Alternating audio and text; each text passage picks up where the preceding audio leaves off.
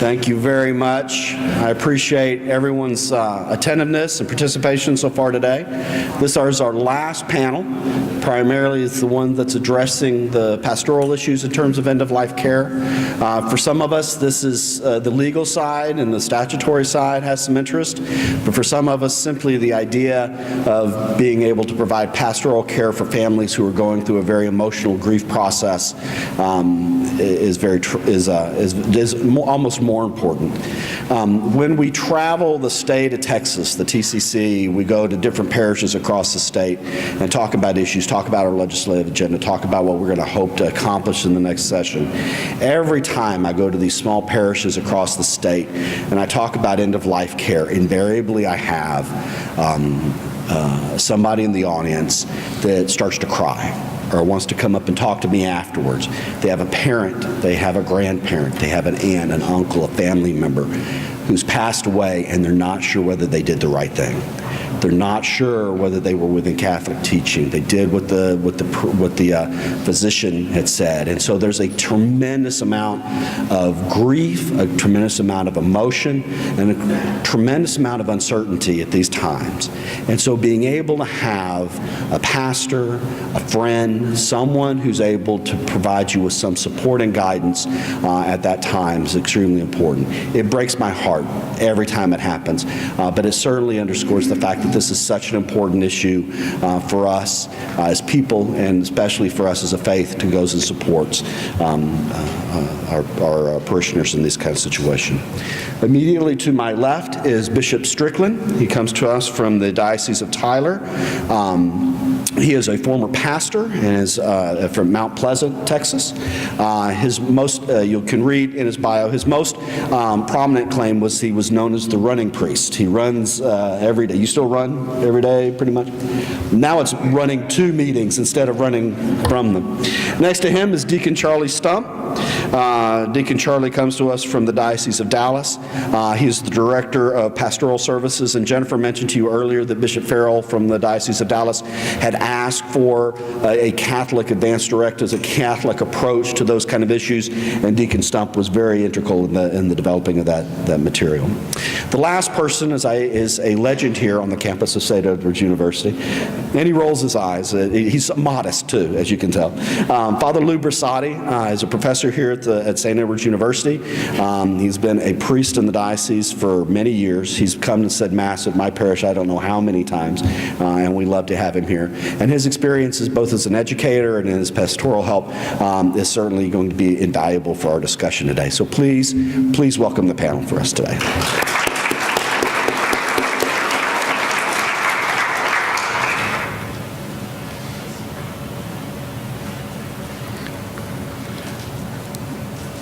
Well, congratulations for staying. I know you had an escape route there with your little break, and since you stayed, Jennifer's in charge of the car giveaway that you can have your name in.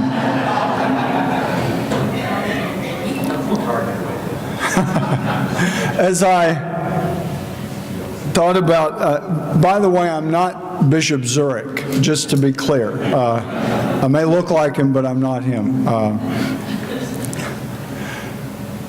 As I thought about talking about pastoral care, I remembered studying canon law, and as you can imagine, spending the day studying canon law, and then someone would bring up, well, what about pastorally?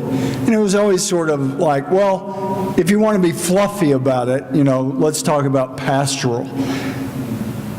I think actually, as Jeff was indicating, it really is the opposite. And I guess this afternoon I would encourage us all, we've heard a lot since this morning, probably some new things for all of us and some repetition of many things that we've learned through the years.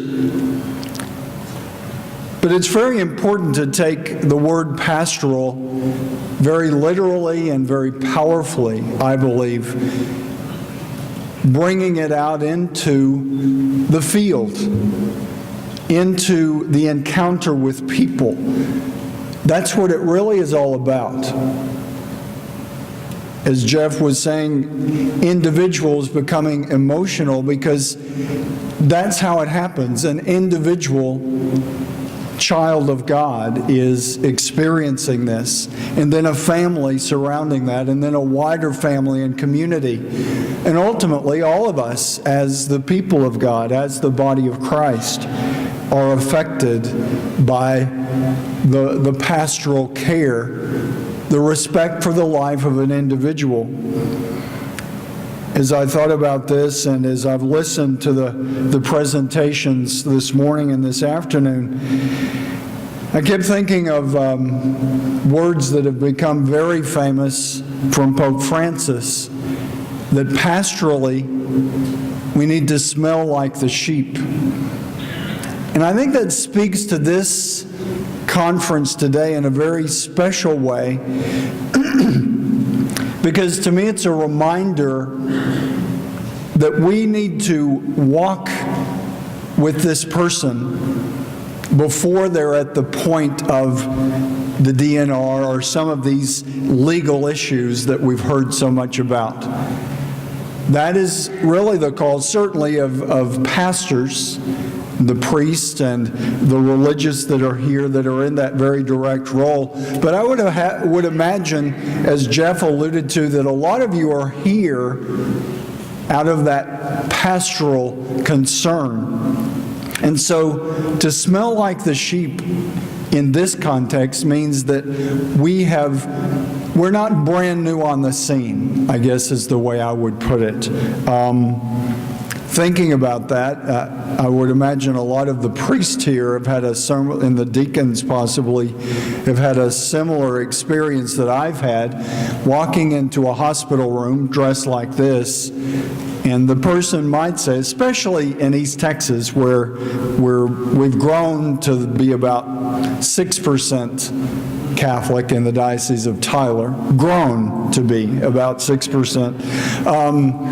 But very often, we're very much encountering a non-Catholic understanding or a minimally Catholic understanding. And I've often had people say, Catholic or not, as I would walk in dressed clearly as a Catholic priest, man, I didn't know I was that sick.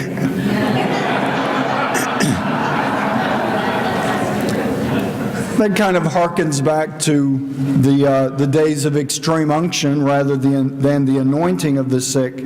But I guess to me, in maybe a humorous way, it speaks that for that pastoral care, we shouldn't be just arriving on the scene when some of these critical legal, moral issues are beginning to be addressed. To me, it speaks about being part of a relationship.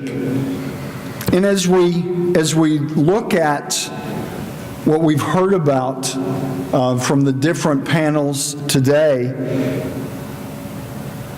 as Bishop Olson pointed out so well, the church in her teaching through the ages has walked in relationship with the people of God, encountering these different issues.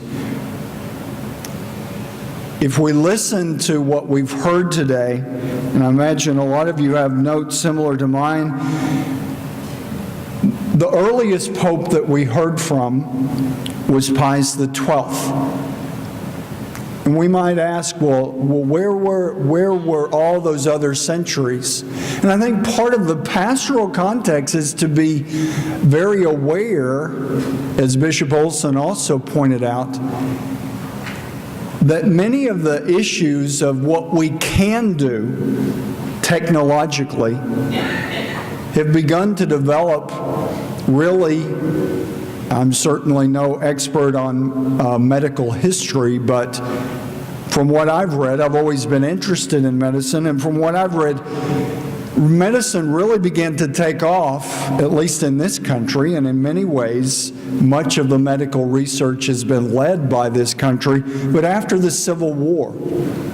And so then after the First World War, sadly, the experiences of traumatic injury really sped up the art of medicine and understanding the physiology and how to deal with that. And certainly in the early 20th century, which is at least the first third of the 20th century, when Pius XII, having experienced the First World War and then experiencing also the Second World War, what all of that says to me, we have Pius XII and then Paul VI speaks, then word from John Paul II, of course. To me, that is the church pastorally speaking to that very important moral dilemma that in many ways is embedded in the laws that we're looking at. The question of we can, but should we? Prior to 1900, that we can list was vastly shorter than it is in the year 2014.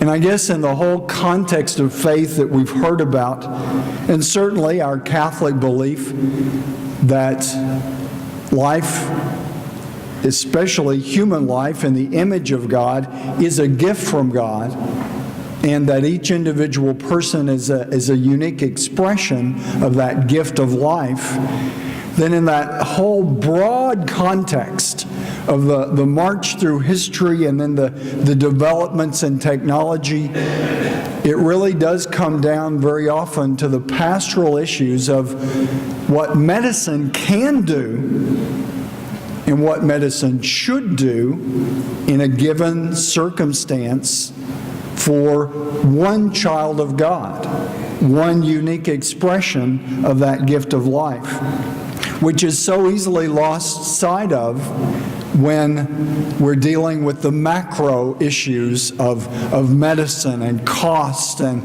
even the ethical questions that we've dealt with.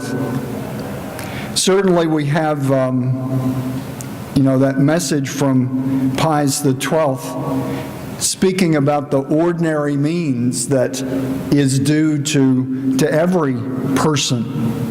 And when it comes to the pastoral issues, again, I think we need to listen to that word fairly literally, out in the field, out among the flock. And the imagery that comes to mind for me is from the first letter of Peter. He speaks of a shepherd's care.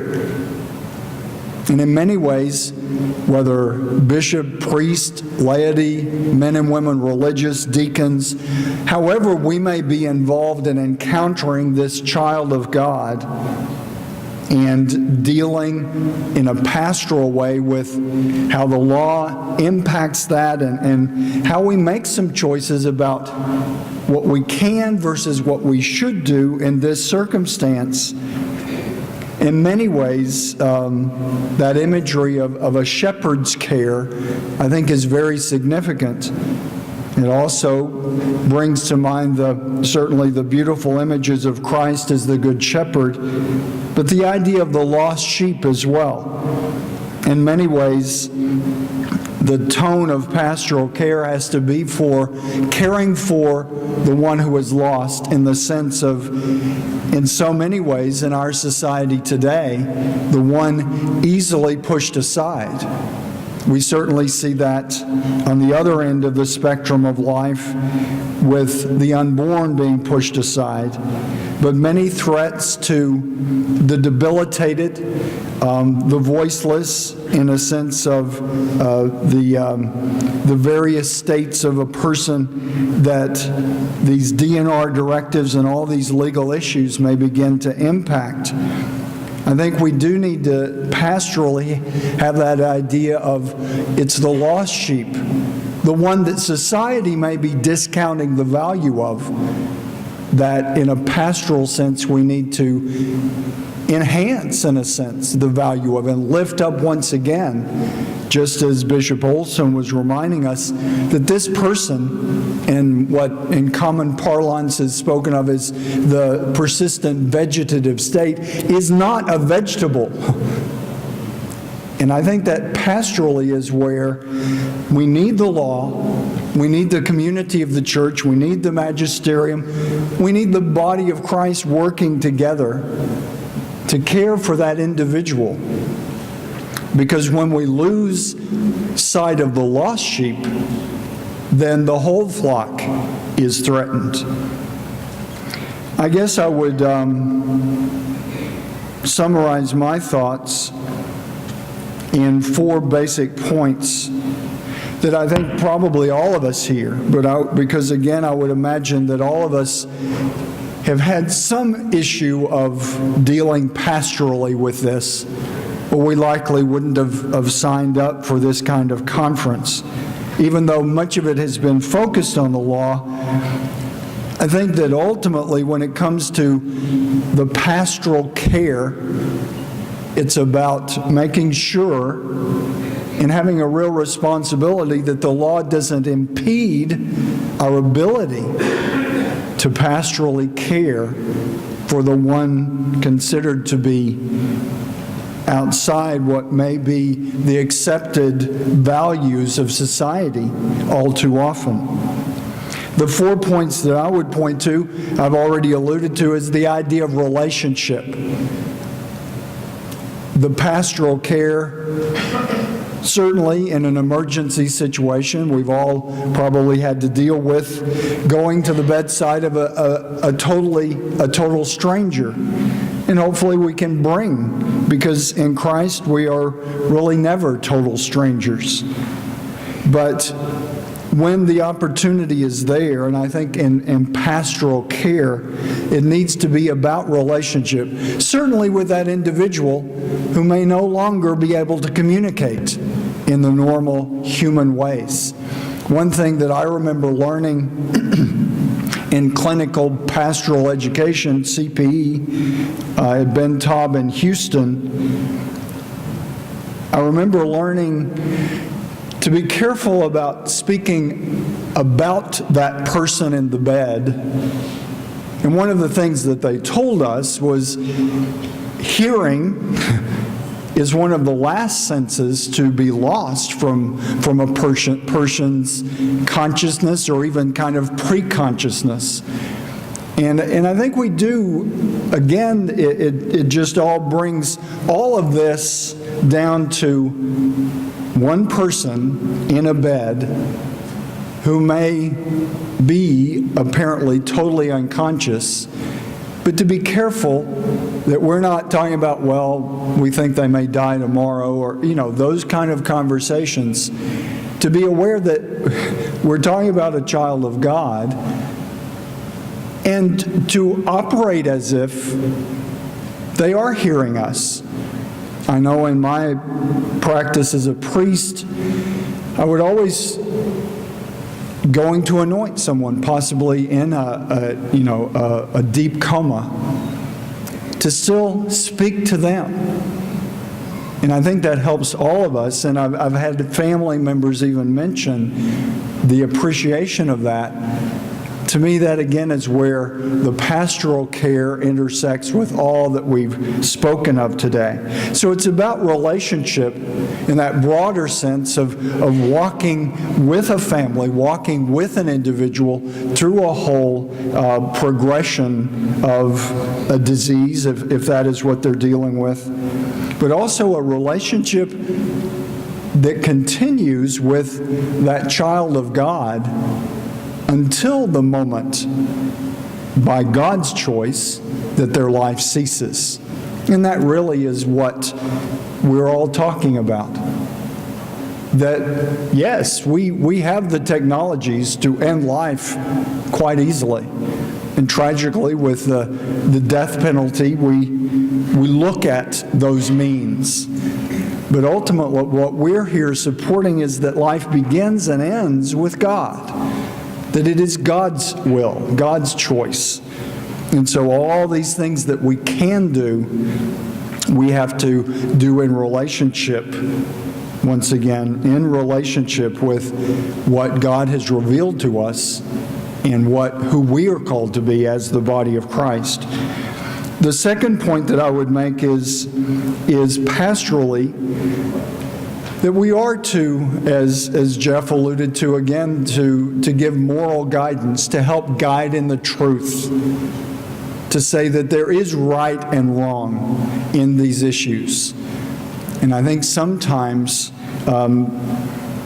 it can take on more the idea of just being nice or just supporting the individual. And certainly it is about supporting the individual, but real support is always in that moral truth that God has revealed to us through the natural law and then through all of the wealth of teaching that we have in our Catholic faith. A third point that I would make in relation to the pastoral care, and this is, again, something from the Diocese of Tyler, in my experience. Someone asked the question, can we ask a physician what their faith background is or what religion they have? It may be somewhat unique to Tyler, but I know many of our physicians are very overtly religious, and patients talk about their doctor praying with them. To me, that brings up the idea that pastorally, hopefully the physicians, the nurses, we can all be part of a team, again, in relationship with that person and that family, and not in what can easily tend to happen, not in kind of a compartmentalization that, well, the doctors are dealing with the clinical, we'll deal with the pastoral. Maybe it's a little easier in Tyler, but I think that's a good approach in the pastoral sense, that the doctors are people that we need to, and very often I would imagine a lot of us here have had experiences of talking to a doctor, talking to a nurse about maybe some of their questions and their issues in dealing with these issues also. And then finally, the larger family to be in relationship with pastorally. And I guess what I mean by that is not just the blood relatives in a sense, but the community. And in many of our places, especially in Texas, as I was talking to someone earlier, Tyler, again, we've grown to just over 100,000 in the city of Tyler, much smaller than many of the C cities of dioceses throughout Texas. But if you go out of Tyler, you get to places like Arp. You ever been to Arp, Texas? Well, you may have, but you may have blinked and you missed it. But those small communities are very much affected by these kinds of issues. And I think that pastorally is important also, to realize that the questions that are raised and the heartache that is there goes beyond an individual family. And in a really beautiful way, in a small church, where literally that, as they say in East Texas, or at least in the Tyler area, that whole church family is affected by what an individual is going through. So I guess I would just end by saying I believe it is about relationship. The law is there to serve our ability to be in a meaningful relationship with that, what society may consider the lost sheep. And so the pastoral care that I think is embedded in all of this is the idea of remembering who we're dealing with. This unique child of God that in our beautiful Catholic tradition is held sacred and needs to be held sacred till the moment of death.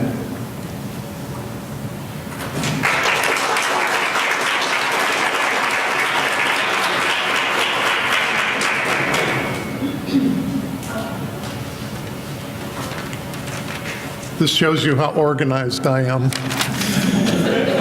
I was very moved by Pope Francis's comment about smelling like sheep. Years ago, I took a group of students on a spring break trip to a little organic farm in Wisconsin. And when I got there, there was a lamb that had been rejected by its mother. And so the lamb was in the house. And they were having to feed the lamb, with a baby bottle. And I got to feed the lamb. And then the lamb decided that she liked me. So for 3 days, this lamb followed me around as we were doing some work on the farm, and the lamb slept with me because she needed to sleep with somebody, I guess. And I can tell you that after about 5 days of this, I start smelling like that lamb. And it really was not beautiful.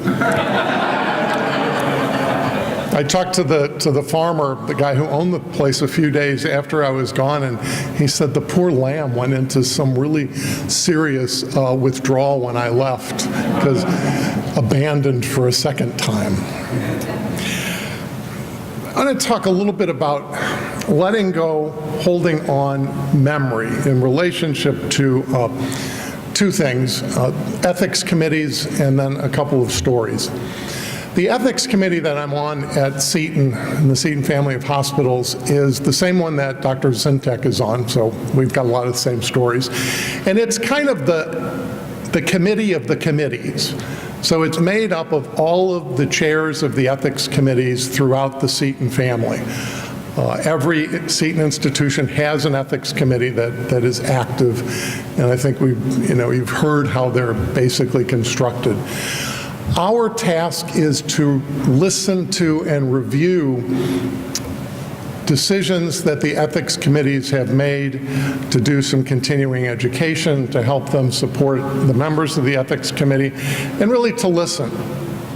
There is a process at Seton where every meeting begins with a reflection to remind ourselves what we are about, and every meeting ends with the question, what happened at this meeting that reminds you of faithfulness to the Seton mission? So I've heard lots and lots of stories, ethical stories, where people have not so much the end-of-life things where the ones we're talking about in relationship to the law. Most of them have to do with things like capacity. Someone is in the hospital. There are no family members that can be discovered. The person doesn't have capacity to make decisions. How do we make decisions? How do we help the situation in order to have a right and an ethical kind of perspective? So a lot of that, a lot of those kinds of things. And in many cases, it's a matter of, if we do get to a consult, the members of the committee walking with the family and really helping the family to understand what's going on, to make peace with what's going on. Dialogue, a lot of times it's a matter of family members are not talking to each other, they're not paying attention to each other, and they are certainly not paying attention to the person who's the patient, who should be the center of attention. So a lot of it's about dialogue, just helping people to talk to each other. A lot of it is also about, if we are going to err, let's err on the side of mercy. Let's err on the side of compassion. So helping people to kind of get to that place. Some of that has to do with their ability to let go of whoever is dying, if it in fact is a dying situation, to let go of that person rather than hold on at all costs. To let go. Pastorally, when I've had to deal with people who are dying, often the question is helping people to realize that they can let go, that it's okay to die. It's okay to let go into the mystery of God's love for us. A number of occasions, I've basically said to someone, it's okay to die. It's okay to let go. God is there. And then all of a sudden it's like, this is a brilliant insight that allows them then to let go. And it's often within the next 24 hours or so. So the letting go and the memory, the remembering who the person is, who the patient is, in the midst of the illness and then beyond. One of the things I like to ask people when preparing for a funeral is to say to the family, what is it that you're going to remember most about your mother or your father or your child, if it's one of those kinds of cases? It's about memory. It's about being with people in the midst of what is a very difficult situation for many folks, the letting go of life and the allowing that to be in the presence of God. One of the things that I've certainly found as incredibly helpful is we in the Catholic tradition have Pastoral Care of the Sick book as a part of the anointing of the sick.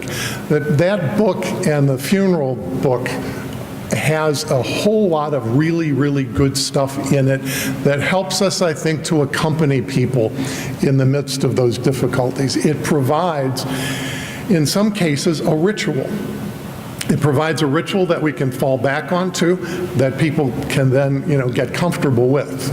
I've certainly used it when I don't have anything to say. The ritual says the words. It's way past the good old days when, my grandmother, I'm Italian, and if my grandmother was ill and the priest was coming up the front walk, her response was, I'm going to get out of bed because I'm not ready to die yet.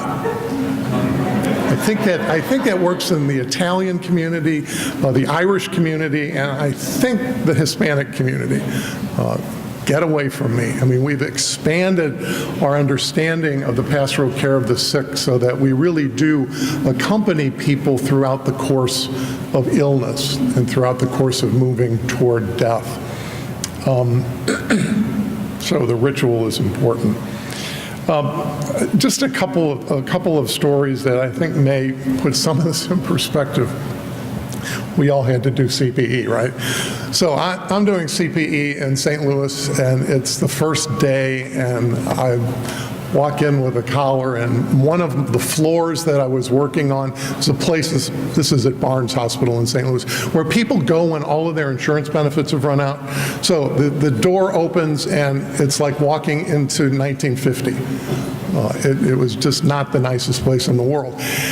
I'm greeted by a nurse who says, "Are you the new chaplain?" I said, "Yes." "Get in here right now. Get in here right now. We've got a crisis."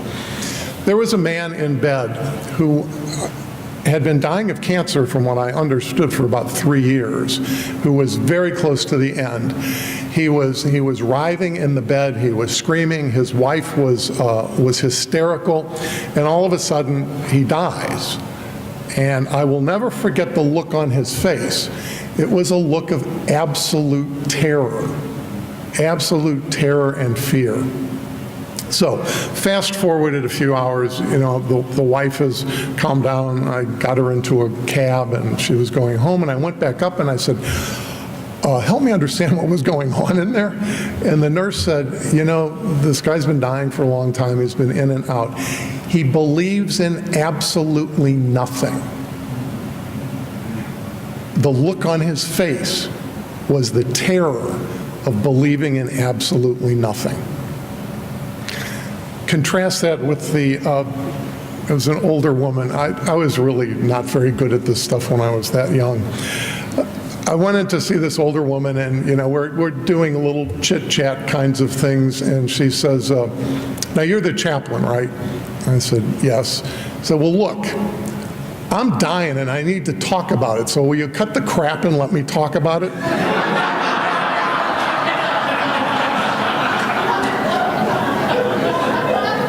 The people really do teach us how to be good ministers. So she was she was a delightful old woman. I learned a lot from her. But eventually, she'd been in the hospital about 3 weeks. So she's coming to the end. Her daughter is with her, and she had been very faithful. I'm sure you know these stories, been faithful sitting by the side of the bed. The nurse comes in and says, "Honey, why don't you go get a cup of coffee?" She goes, gets a cup of coffee, and comes back, and Mom is dead. That whole sense of, and I think we need to kind of think about this, how people sometimes choose to die. Obviously, God's involved, but I think we've got more choice in it than we think. This woman had progressively let go of everything. And now, alone, she was able to let go of her life into God. Lots of stories, I think, that we could all tell about things like that. But it's about the holding on, the letting go, the memory, the ongoing pastoral care, both before, during, and after. I'm always reminded that, the day after the funeral and the burial, Mom or Dad or whomever goes home, and sometimes we tend to forget about them. And it's important not to. It's important to do that kind of follow-up afterwards. What else do I want to say? Yeah, capacity is important. Advanced directives are important. It was funny, at one of the ethics committee meetings, I think James was at this one, somebody asked, now how many of the people here have advanced directives? And only about a third of the hands went up, and these are all people that do ethics kinds of things for a living. So that was enough to send most of us to go do them for ourselves. Okay. Do I want to say anything else? Yeah, that should be enough for now. So we can, hopefully we'll have a few questions where we can keep talking about these things. And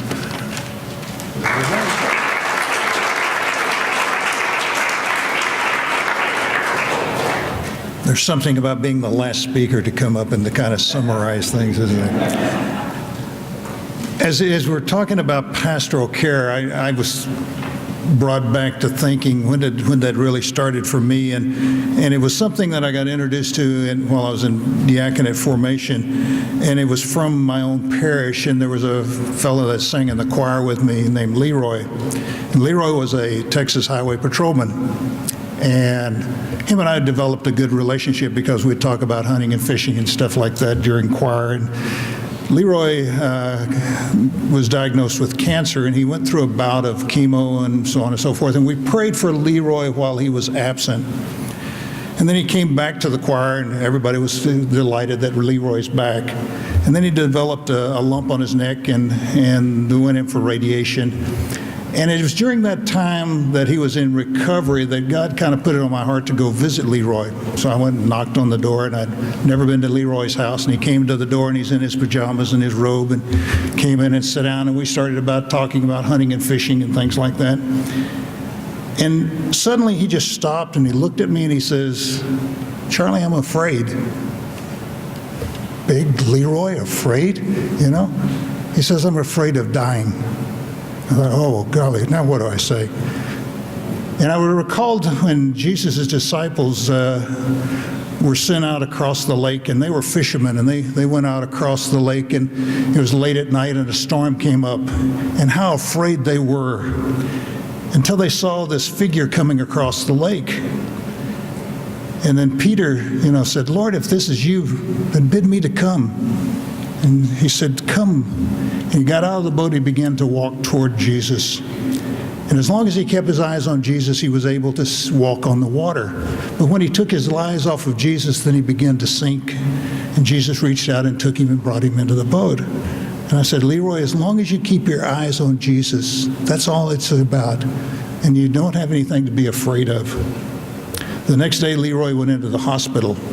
A couple of days later, he was put on a respirator. Before he was put on the respirator, we prayed with him.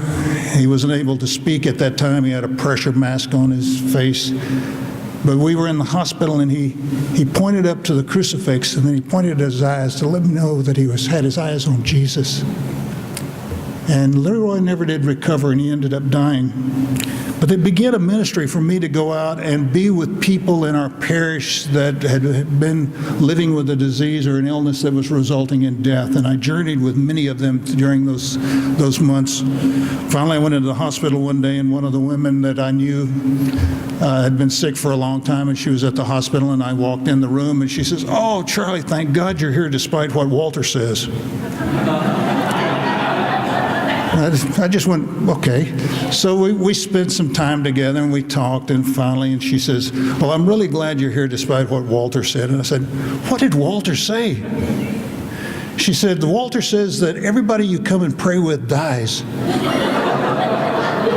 And I've been waiting for you to come because I'm ready." So I got to thinking about that. I thought there's something about this death and trying to deal with it and how people struggle with it and what we're supposed to do. After my ordination, I was one of the things that I did after going to work for the Diocese of Dallas as the director was do CPE. And I went to a children's hospital. And there's something humbling about being at a bedside with a mother as she has to make the decision to remove life support of the child, a 3-year-old child that on Friday was playing in the yard, but here it's Monday and now we're trying to decide what to do with this child. And through that, I began to hear other voices calling me and in my role there at the diocese and saying, "My father's dying, what do I do?" Or they've asked us to remove life support, and I know that I'm supposed to do everything I can for him, but what do I do? And so these questions started coming up, and one of the pastors called one day and said, "Can you come to the parish and talk about end of life and advanced directives?" I said, "Sure, I can do that." Well, any of us, we volunteer to do something, we've got to say, "Oh, what are we going to do now?" So I began to put together a PowerPoint, and it's really a two-part. One is, what do we believe as Catholics at end of life?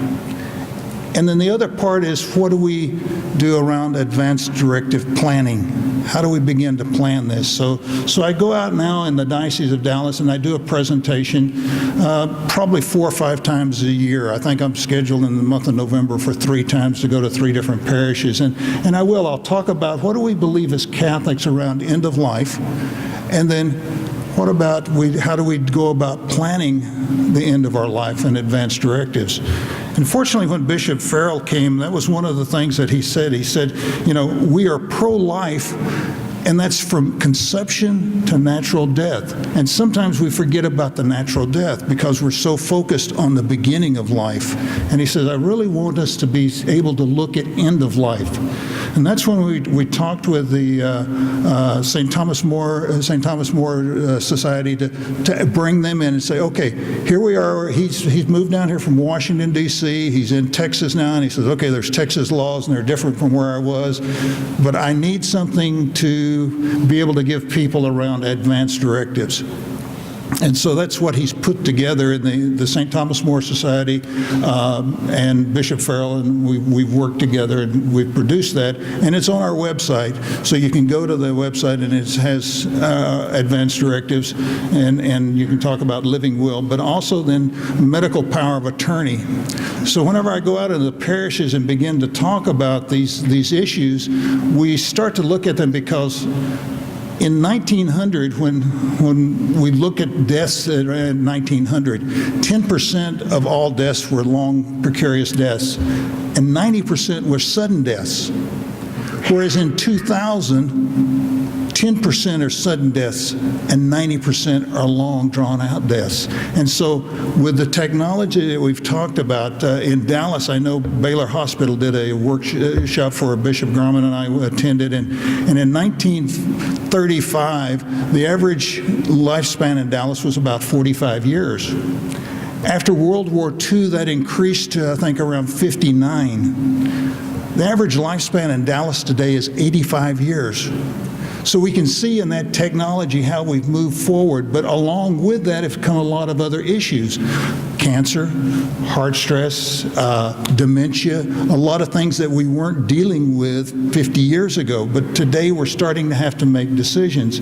I would say that most of the calls that I get now at the diocese are in reference to dementia and how do we deal with hydration and nutrition.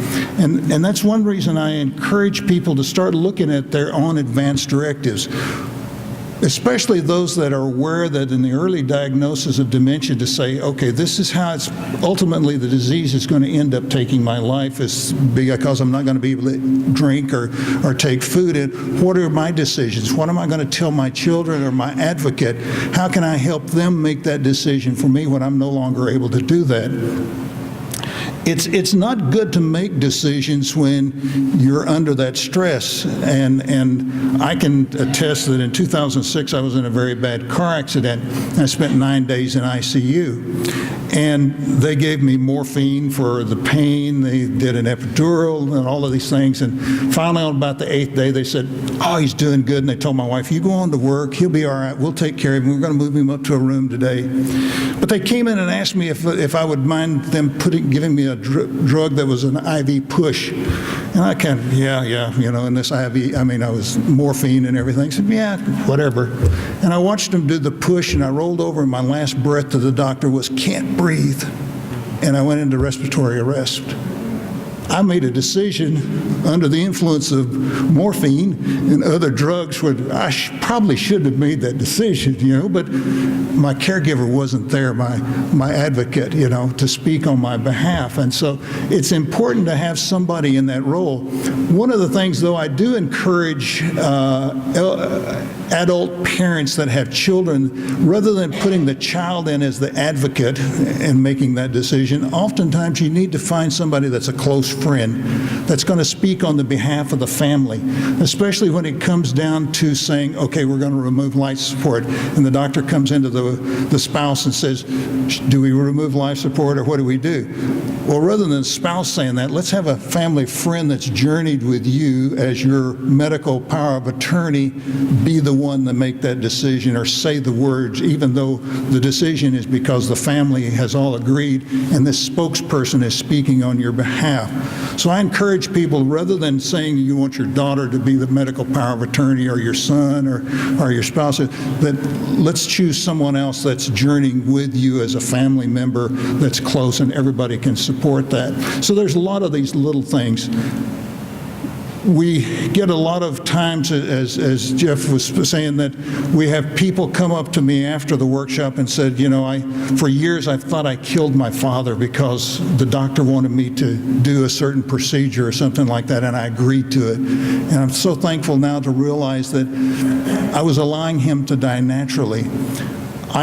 One of the things that I point out to people when we're talking about proportionate and disproportionate is also there's two other words that I like to use. One is prolongation of life or preserving life. When we're making a decision at end of life, we have to look at it and say, is this decision about preserving the life of this person, or am I really just trying to prolong their life? And it helps a lot of the families to say, oh, okay, yeah, I can see that. If I'm doing this procedure, I'm just really prolonging their life here because I don't want to let go of them. Whereas sometimes we have to say, yes, it's okay to let them go, allow them to die with dignity, recognize the human dignity of the life that's there before us. So it's important to recognize these things. So I think for you that are out here, I would encourage you to think about your own ministry maybe. Maybe the reason you're here is because God's calling you to start a ministry in your parish or in your community to bring about this. I work a lot with the National Catholic Bioethics Center. I've got their phone numbers, even the ones that's not on the pager, so that I call them up, because if we need to make a decision, it's important to have somebody else to talk to so that the decision is not totally upon you. Fortunately, I do have a bishop, like the bishops that are here, that are very interested in helping us not only legally, but pastorally to journey with the family. So I think it's important for the person in the pew to say to your pastor, we need somebody to come and to talk to us about end of life, and how do we go about this advanced care planning and advanced directives so that we have a better understanding of it, so that we're not standing in the hospital room trying to look at each other and say, what are we going to do now? We've already talked about that so that we know what we're going to do now. Especially as we get older and we don't want our children to have to make that decision for us, we need to be able to have conversations with our children about what do we want at the end of our lives? How do we want to be handled and cared for? Because it is about caring for the whole person, not just the physical and the cure side, because literally the medical staff is worried about cure. That's what they're focusing on. Whereas pastorally, we're talking about healing, spiritual healing, the relationship between us and God, and that's about what we're about to enter into. And sometimes we forget that because the medical side is pushing us to do cure. And sometimes it's about letting go and letting God enter into our life and be a part of that decision. So I think now we're kind of ready to take on any questions that may have come up as we've come along here, but I'm hoping this day has given you an opportunity to go back in your own communities and talk about what do we need to do to help our communities be more educated around the pastoral care at the end of life. Not only, yes, there's a lot of legal things, there's a lot of things morally that we need to do, but what can we do for our community to help them when it's time to make those decisions?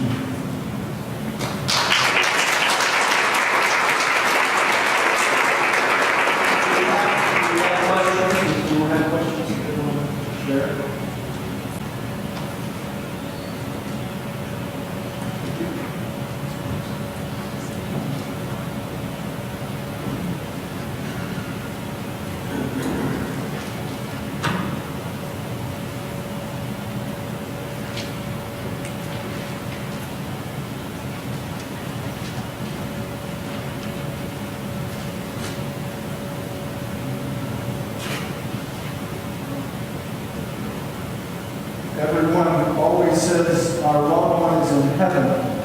In reality, we don't know, but hopeful and comfortable. Why not say we're hopeful when we're doing everything we could to prepare our loved one? What's the process? That's a big question. Certainly that gets into the spiritual realm, and we rely on the mercy of God, but certainly we believe in that reality of the Last Judgment also. That's not something we really touched on a lot today, but certainly that spiritual reality is something that is at the foundation of everything we're talking about. I guess it just brings to mind from my own pastoral experience that, as the deacon was pointing out, in today's world, many deaths are prolonged. And in a spiritual sense, that's not such a bad thing. To get hit by a truck and be gone instantaneously is really not the ultimate for us on the journey, to be able to journey toward death. I think that's what I hear in this question is really a blessing. And my own father died of pancreatic cancer, and probably many of us, if not all of us, have been touched by that kind of death. And to be able to journey there, certainly not easy, but in the spiritual context of this question, are we on the road to heaven? Hopefully we are, but we're all sinners as well. So I think that this question is a reminder of those final questions that we do need to be aware of. And the pastoral care is to help as we began this morning with St. Joseph, the patron of a happy death. A happy death is one where we are with God and have gone to confession, and we feel that we are fully open to God's mercy.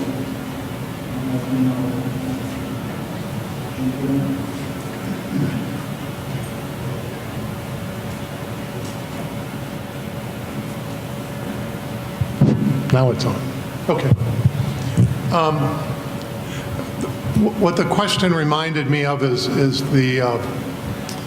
this notion of journey, and the fact that we are on ultimately a journey through life. And part of that journey is the process of dying and the letting go in the midst of that process of dying. The letting go, again, into the mystery of God's love and into the mystery of the body of Christ. Somebody said to me not too long ago that baptism is like being thrown on a train that's moving real fast. And the question is to just kind of get with the program and to realize that Jesus keeps calling us forward. And that if you look at the Gospels, they're all about journey. They're all about journey. To Jerusalem, through death, into resurrection.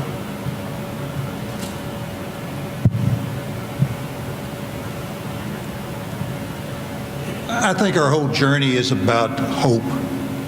Hope in the resurrection. Hope in the fact that all of us entering into this relationship with God is ultimately into this heaven.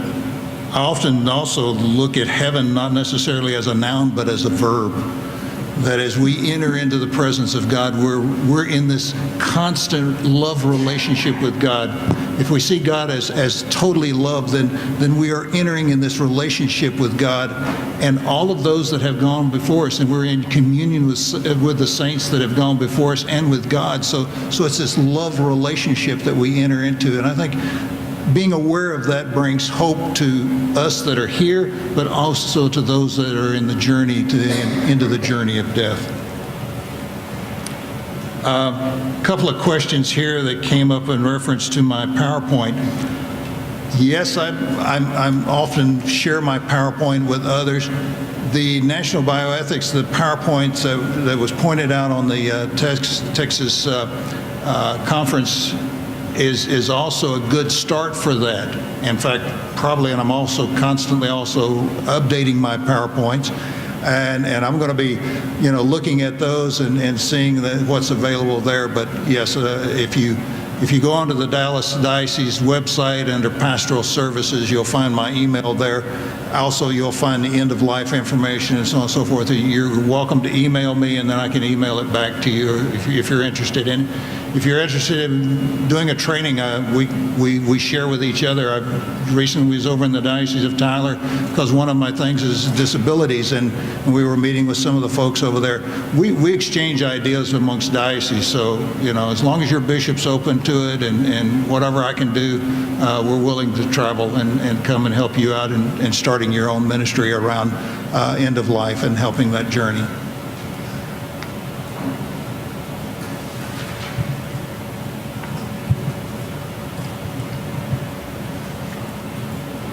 This says, speak to the notion of death being the passage into life, the Christian Catholic perspective. Certainly, I think that gets to the very core of what we believe, and I guess as that says, speak to the notion of death being the passage into life, to me that's what the Mass constantly reminds us of. The Mass is the celebration of the death of the Son of God that absolutely does not end with that, but it is the passage into life. And in many ways, I think that's what we appreciate as Catholics. The Eucharist is that mystery that speaks to us. I know in Tyler, and probably we've all heard, but again, in the very non-Catholic context of our diocese, many times our encounter with the community is at a funeral. And many times as a pastor there in the Tyler Diocese, I've had non-Catholics come up after a Catholic Mass and say, "You Catholics really do death well." And in the context of what we believe, I think that's a tremendous compliment.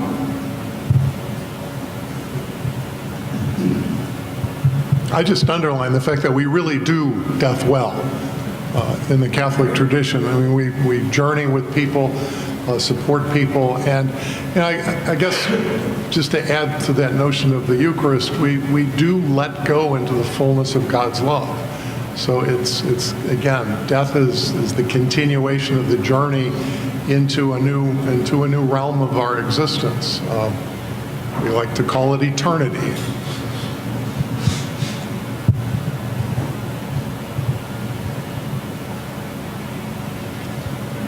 This question really gets more probably into the previous talks where I certainly don't claim to be an expert in some of those areas. The question is, if tube feeding is considered ordinary care, do I have a right in my advance directive to say that I do not want tube feeding if I become unable to swallow due to severe medical condition? As I said, I'm certainly not the expert here, but I'm not sure how tube feeding, I think what is the ordinary care for sure, according to Catholic teaching, is food and hydration, and how that happens. The tube feeding gets into a specific manner of making that available.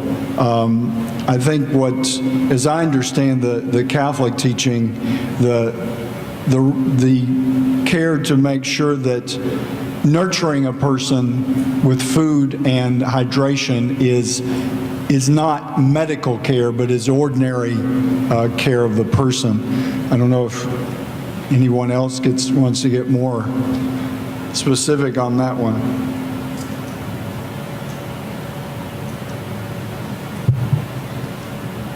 I think to make a blanket statement like that's kind of difficult. It's kind of like, doing your living will. I think there's more circumstances around it that we have to look at. Can the body still accept food and nourishment? Can that still be, the function? I think there's a lot more detail than just saying that. It's like Dr. Haas saying, the priest that's sitting the 27 pages, he didn't write enough. We need more information, and rather than, I'd rather not say, let's don't put this down as a blanket thing to say, can I refuse it? It takes more than that and more information around that. That's one of those deeper things that we need more direction on.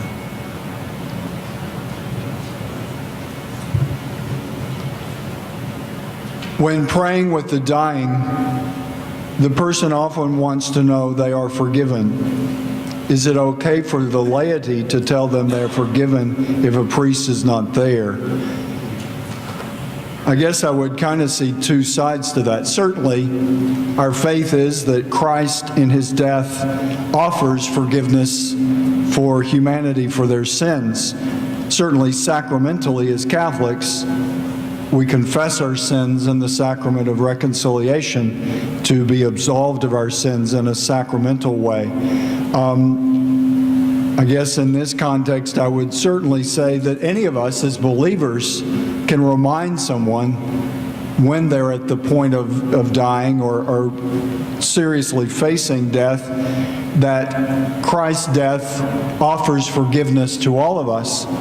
If that person is Catholic, to certainly encourage them to have a priest come and to sacramentally celebrate that forgiveness in the sacrament of confession. So I would say in the broader context, all of us need to remind each other of Christ's forgiving life, death, and resurrection.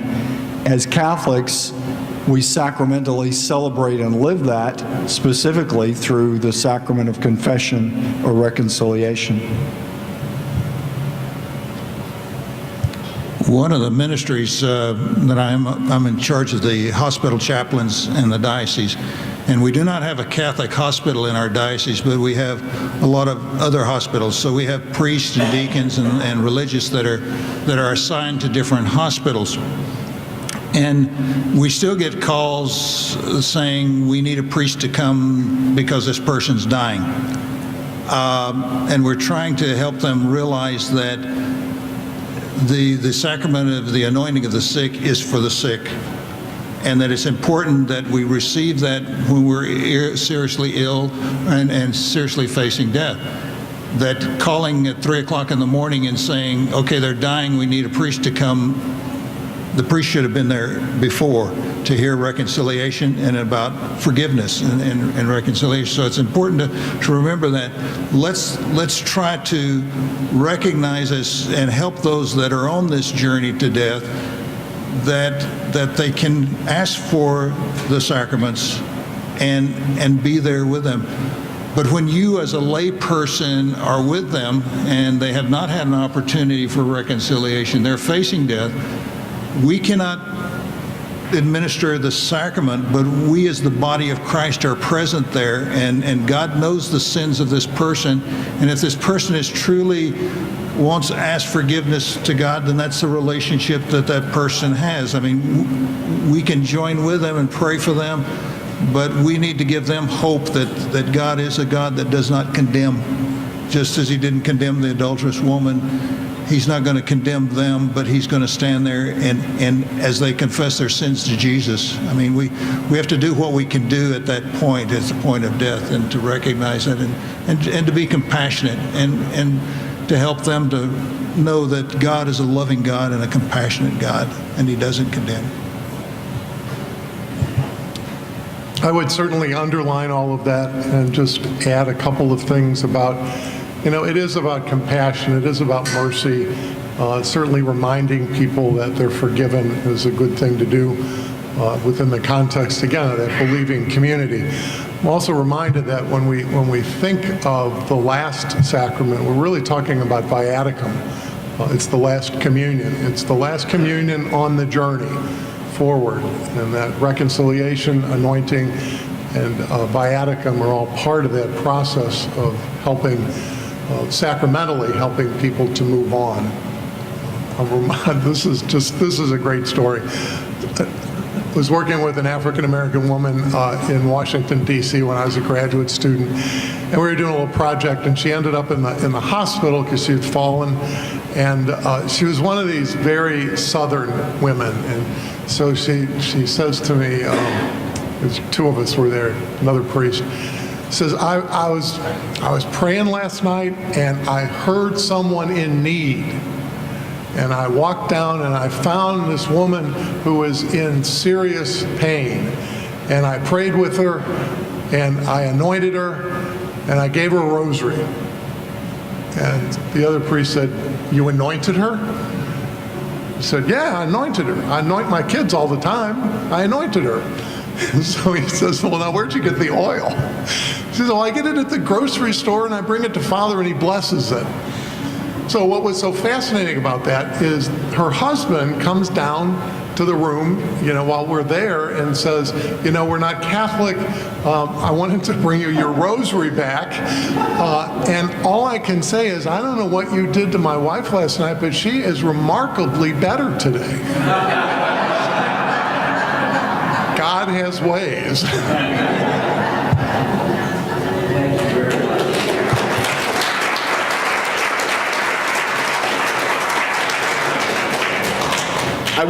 I'm a Eucharistic minister, and sometimes when we take the Eucharist to the sick in those instances, sometimes in that instance, we help the person say an act of contrition if we know and that would be something else that you could do in terms of in that kind of situation. When I was younger and my grandfather had died, my whole family was around, and somebody, it was just soon right after he died, and one of my uncles had said, "Well, at least we can trust that the dad's in heaven."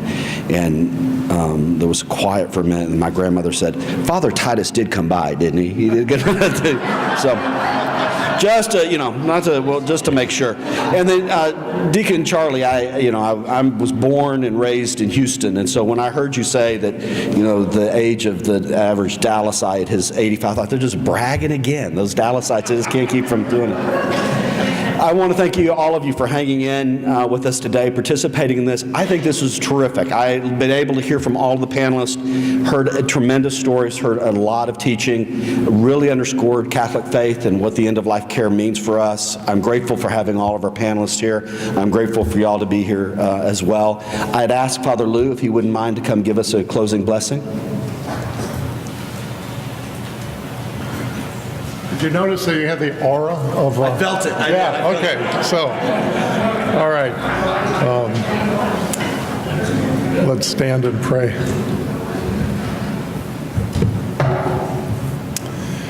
With joyful hearts uplifted in gratitude, we rejoice in the gift of life which each of us shares.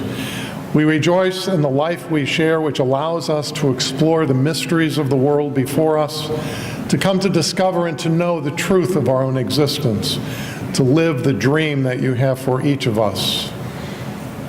We rejoice that you call us to be men and women of service. And so as we take leave of each other, we thank you for blessing our time together.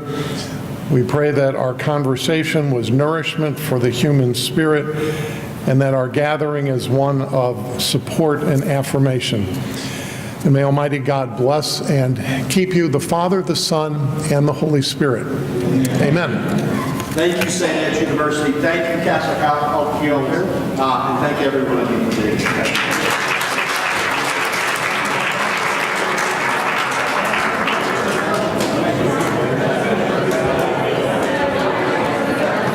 Thanks, Joe. Thank you, Bishop.